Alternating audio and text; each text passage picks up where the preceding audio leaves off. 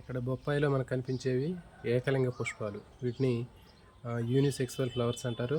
ఇవి స్త్రీ పుష్పాలు, ఫీమేల్ ఫ్లవర్స్. అయితే దీంట్లో పాలినేషన్, ఫర్టిలైజేషన్ జరిగిన తర్వాత ఇక్కడ మనకి కనిపించేటటువంటి అండాశయం, ఓవరీ ఏదైతే ఉందో ఇది ఒక పండులాగా మారుతుంది. తర్వాత అండాశయం పైన ఉన్నటువంటి కీలము, కీలాగ్రము రాలిపోతాయి. ఇవి రాలిపోయిన తర్వాత ఇవి ఎండిపోవటం జరుగుతుంది.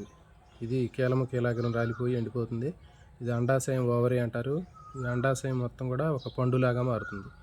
అండాశయం, ఓవరీ లోపల ఎన్ని అండాలు ఉంటే అన్ని విత్తనాలు ఉంటాయి. అంటే దీని లోపల మనకి విత్తనాలు కనిపిస్తుంటాయి కదా, అవన్నీ కూడా ఓవ్యూల్స్, అండాలు. ఇక్కడ ఇవి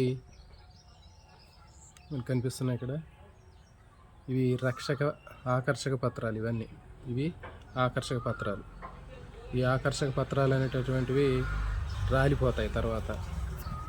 తర్వాత రక్షక పత్రాలు కూడా రాలిపోతాయి.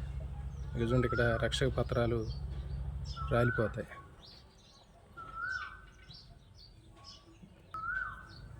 వీటిని క్యాలెక్స్ అంటారు. రక్షక పత్రాలని, ఆకర్షక పత్రాలని కొరల్లా అంటారు. క్యాలెక్స్, కొరల్లా రాలిపోతాయి. ఈ కేవలం అండాశయం, ఓవరీ మాత్రమే పండులాగా మారుతుంది. అండాశయం లోపల ఉన్నటువంటి అండాలు, ఓవ్యూల్స్ అనేవి సీడ్స్ లాగా మారుతాయి.